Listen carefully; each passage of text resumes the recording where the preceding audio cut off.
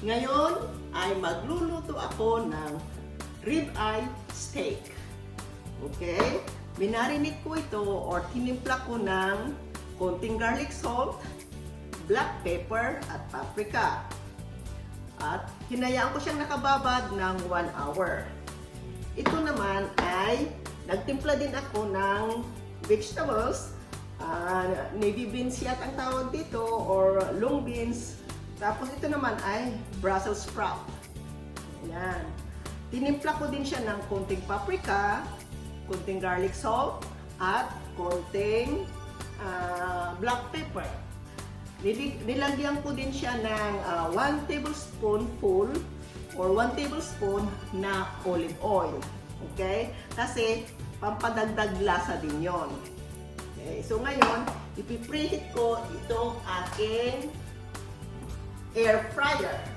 Ang kaganda ng air fryer ay very convenient. Pwede mo siyang ilipat-lipat sa parte ng kusina mo kung saan mo gustong ilagay. Hindi gaya ng oven na regular, hindi mo pwedeng ilipat-lipat. At ito ay medyo magaan, kaya kayang-kaya. Okay? So ngayon, papakita, ipipreheat na natin ang air fryer. Ngayon, kailangan ko ang aking reading glasses dahil hindi ko makita.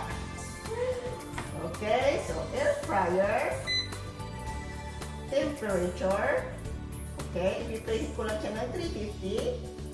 Tapos yung time, nasa ng time, okay, ipipreheat ko lang siya ng 3 minutes.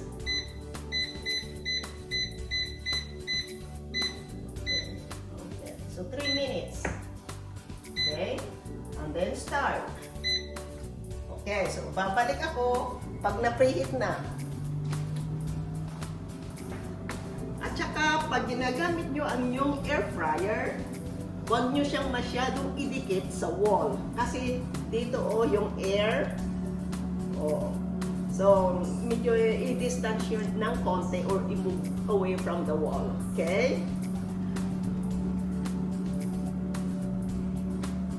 Ngayon, habang pre-preheat nyo naman ang inyong air fryer, pwede nyo i-prepare yung mga gusto nyong iluto na para makasave ng time. Ako kasi, nagkaroon ako ng chance kanina para timplahin na ito.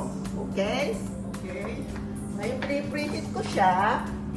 Lalagay ko na rin si steak dito. Kasi malapit na. Okay, dalawa muna.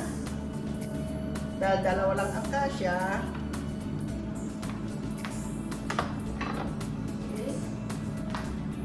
Ito naman, yung vegetable.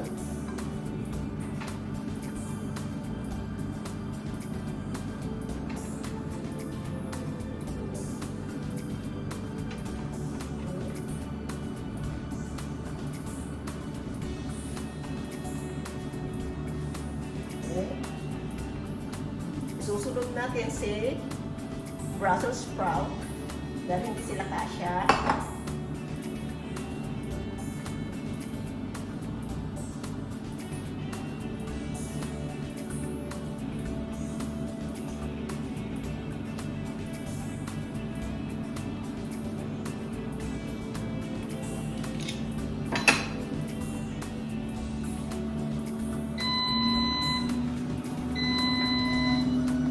Okay, yan, na-preheat na siya. So, ilalagay ko na, bubuksan ko na, at ilalagay ko na si steak. Okay, ilalagay ko rito sa baba. Yan. Okay, wow, ganda. Tapos si vegetables, ito naman. Yan. Okay, so, tapos na natin. Tapos, i-bake na natin ng nasaan yung aking reading glasses. Hindi ko makita yung mga numbers. So, okay, hold on. Na yung time, okay, time. Okay. I-try natin ng 10 minutes. Kasi ayaw ko siyang ma-overcook kasi kasi ang steak pag na-overcook makunat. Okay? So yung temperature niya is natin. Okay. Put na yung 350. Okay? So babalikan ko kayo pag natapos na yung 10 minutes at titignan natin kung okay na yung steak or kung kailangan natin balik na rin. Okay? Babalik ako. Kita kayo ako doon. Okay guys, tignan ninyo. Okay? Nakikita yung steak tsaka vegetables doon sa loob kahit naka-close yung door ng air fryer. Kaya nagustuhan ko ang Instant Pot Vortex. Yan o. Okay? So ngayon, babalik na rin na natin dahil sabi niya, turn food. Hindi ko alam, nagsasalita rin palang air fryer. Okay? Pero, parang ayaw ko pang i-turn kasi may konti pa siyang I just gonna, finish the 10 minutes. Okay? Yan. Yan. Okay.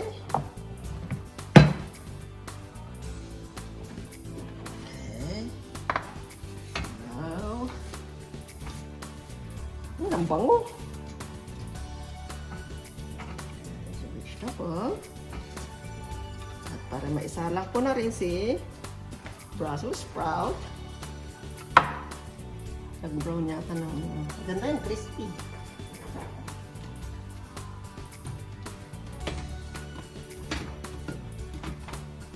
Yan. Okay. Lalabas ko muna, babaliktarin ko na rin si steak. Okay, ngayon, babaliktarin na natin si steak. Ayan. Oh. Ito yung sa isang side, medyo bloody pa. Pero malambot siya, In fairness. Okay. Ngayon, iluluto natin ulit ng another 10 minutes. Tapos, balik-balikan ko na lang kasi ayaw kong maging ma-overcook dahil magiging makunat. Okay.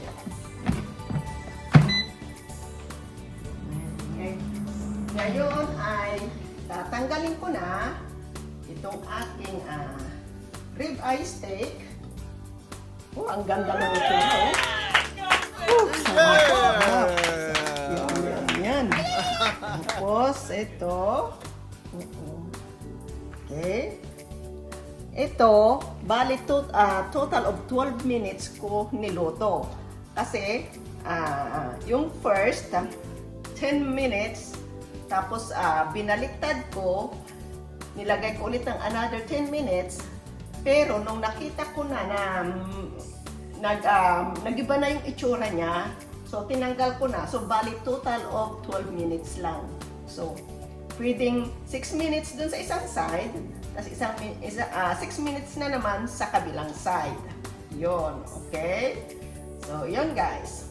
Ngayon itutuloy ko na yung ating nilulutong Brussels sprout para may kapartner nitong aking steak. Okay? Nalagay ko dyan. Lulutuin ko pa yung isang steak.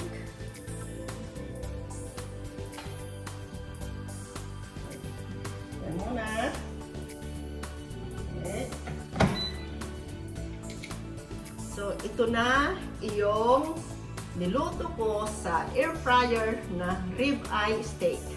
At ito rin yung Brussels sprout at yung beans. Okay? Yan. Siyempre, Pilipino ako, no rice, no life. So, may kasama siyang rice. So, alin na kayo guys, saluhan nyo ako sa unang-unang luto ko ng steak sa aking bagong air fryer. Thank you, Instant Pot Vortex. Salamat sa pagtsatsaga ninyong panunood sa akin. So ngayon, okay, slicing ko na kung gaano ka-juicy itong steak. Oh, sarap ito Woo! Sarap. Ito pa. Parang masarap yung may patch ng konti. Tender siya. Tender na tender.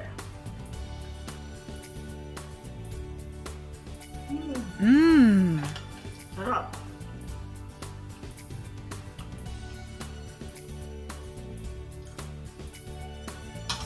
Saluhan niyo ako guys. Dahil masarap. Ito yung sprout.